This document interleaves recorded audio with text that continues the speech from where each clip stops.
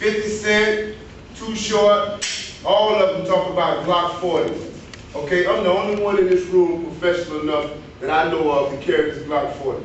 I'm the only one. This is Lee Page, also known as the man who shot himself while demonstrating to a classroom full of little children why they should never play with guns. Now, if you spent any time on YouTube when it first became popular, then there's little to no doubt that you have definitely seen this clip on a whole lot of fail videos. For one, it has an absurdly ironic moment in which Page proudly proclaims that he is the only one professional enough to carry the Glock 40, to which then he immediately shoots himself in the leg as he's repeating himself while trying to holster his sidearm.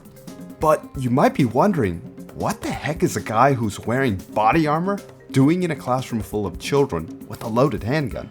Well, as it turns out, on April 9, 2004, the Orlando Youth Minority Golf Association had rented out a small classroom at the Callahan Neighborhood Center in Orlando, Florida, in order to host a presentation on introducing golf to the many children in the area, in addition to bringing some guests in to teach them about making good life choices, one of whom was Lee Page, who represented the DEA. He was here to teach children about the dangers of drug use and also gun safety. If somebody ever comes around you talking to you about drugs, run away from them. Just this week, at the beginning of the week, a young boy, not even 16 years old, was killed because he was playing with a gun. It was during this that Page then takes out his Glock 40 pistol for show and tell, not before ensuring that the weapon is clear and safe. Or so he thought. Despite asking another individual if there is no round in the chamber, Page forgets to actually release his magazine, and when he releases the slide, he unknowingly chambers a round. Too Short, all of them talk about Glock 40. Okay, I'm the only one in this room professional. What happens next is perhaps the most infamous part of the whole video, which is where Page inadvertently shoots himself in the leg as he's attempting to reholster his sidearm. Perhaps the most concerning aspect of this incident was that out of all people who could have caused a negligent discharge, it was an undercover DEA agent who had his finger on the trigger despite not having any target he was aiming for. And not only did he shoot himself, but the negligent discharge occurred in the presence of many other bystanders, many of whom were little children.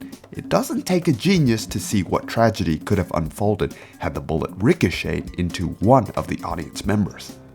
Moments after the shooting, Page attempts to regain control of the situation. Page quickly scans around the room and asks if everybody is alright. No, is everybody alright? You alright? But the crowd is antsy, for there has just been an accidental shooting. They can probably smell gunpowder, and smoke has filled the entire room up. It is also important to note that nobody else was injured by the negligent discharge except Page.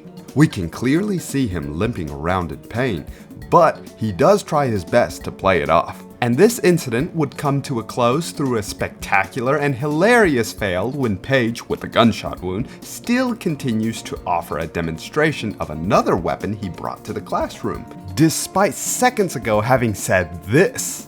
Okay, now I'll probably never be able to show guns again. He gets an assistant to bring out his M4 carbine, but the crowd quickly rebukes him, and a child is even heard yelling at him to put it down. See this gun? Hey, hold on. It's empty. It's an empty weapon, guys. Don't listen. As some laughter can be heard, Page then makes his escape through a side exit door, never to be seen again.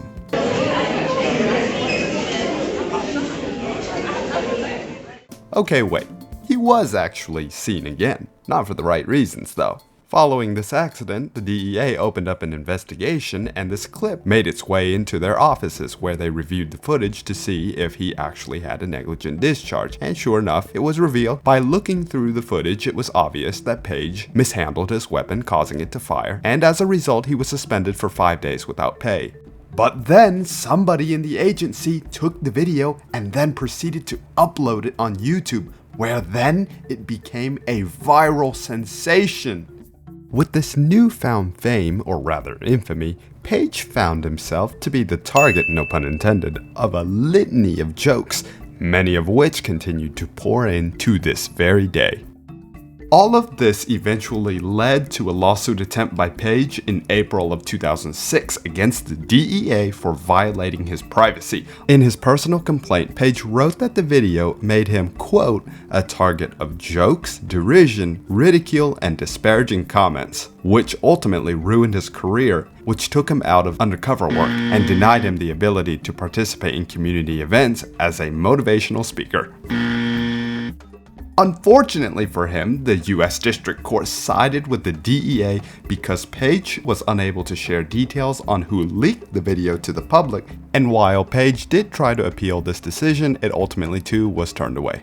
The DEA, however, did not get away free. They also got reprimanded from the court as well, having their handling of the video described as, quote, far from a model of agency treatment of private data. Now, given that nearly 20 years have passed since this incident, many are probably wondering, whatever became of Lee Page?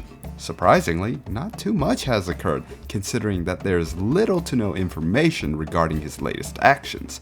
The most one can find about him is that he was a previous defensive back for Florida State University, then was acquired by the Tampa Bay Buccaneers for a very short stint in the NFL. After that, he became a corrections officer, then a sheriff's deputy, to which then he moved up to the DEA, ultimately becoming an undercover agent, in addition to becoming a motivational speaker as well.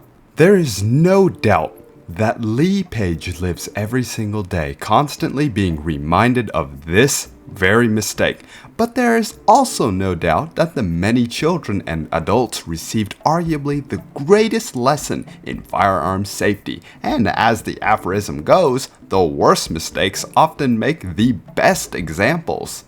Now that this event has nearly 2 decades behind it, we all can sit back, laugh, and learn a lot from this negligent discharge and the fact that Special Agent Page managed to keep his job with the DEA instead of ending up DEAD.